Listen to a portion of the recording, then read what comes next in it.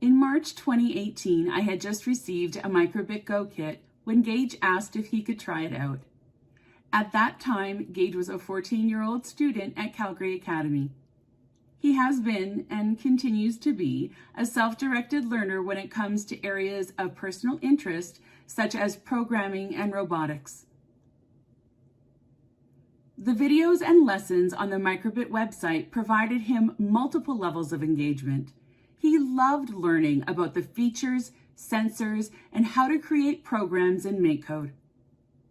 He was most intrigued with the accelerometer sensor, searching up real-world examples on how accelerometers are used, then testing and revising his program using the on-fall and on-shake blocks.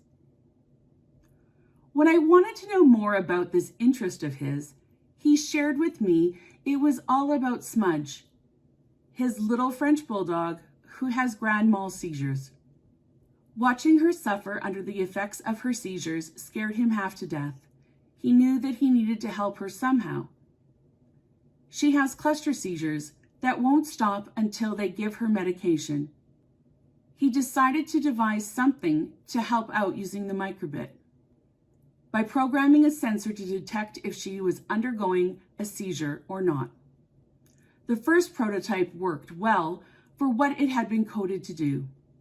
It senses prolonged motion, and if the motion is too intense and goes on for too long, a radio message is sent to a receiver bit that promptly changes the contents of its display to alert the user of the potential seizure.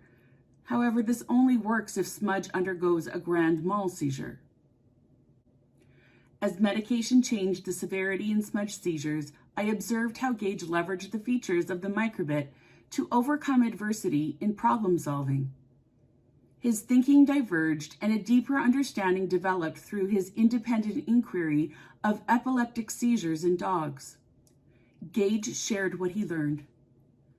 Under the effects of a focal seizure, the muscles in her face tighten. She won't shake nearly as much, and the seizures will be localized almost entirely to her head. His first prototype won't be able to detect the type that now make up the majority of Smudge's seizures. So he began working on alternate prototypes. Here's what he came up with. Our first example here is an example of a detection system for detecting a grand mal seizure. In this particular example, our sensor and our transmitter is located at the hind of the body, because I noticed in my research that the hind of the body tends to move more than the front. The transmitter connects to a receiver over here, which can be turned off or on at will. In this case, we'll turn it on so we can see what it does. And it works to detect two things. The first is a fall. In a grand mal seizure, a fall usually comes first. So, upon a fall, one buzz will happen. The second part of a seizure is usually the shaking. So when the dog will start shaking, 3 buzzes will resound, meaning that the dog is seizing. Something seriously wrong. The next one is made for focal seizures. As in a focal seizure, the entire body doesn't move, it's only really the head and face. I had to create something a bit different to accommodate for that. In this scenario, one would need an implant detecting the pressure between muscles in the mandibles that would connect to a sensor that would transmit to this receiver right here. We'll turn it on for the sake of the example. This is representative of the implant itself, where as you can see when I press down on it, this changes here. This is about the baseline where nothing's really happening. If you were to say start chewing, it would look a little bit something like this. However, let's say they started seizing midway through a meal, the seizure alarm would start to go off.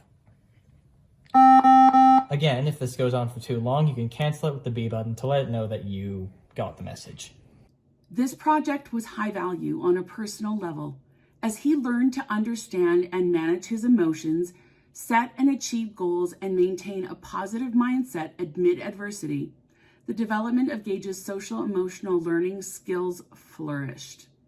The story of Gage and Smudge reminds us all that when a student's mind, body, heart, and spirit are connected to their learning, this provides purpose, relevance, and meaning, and empowers them to innovate and create for the world they want to live in.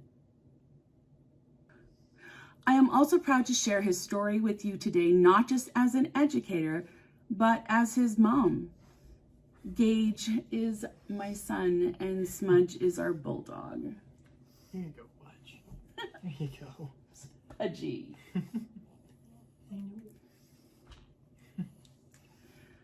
Thanks for joining me today for Microbit Live and our lightning talk on a microbit, a boy, and his bulldog.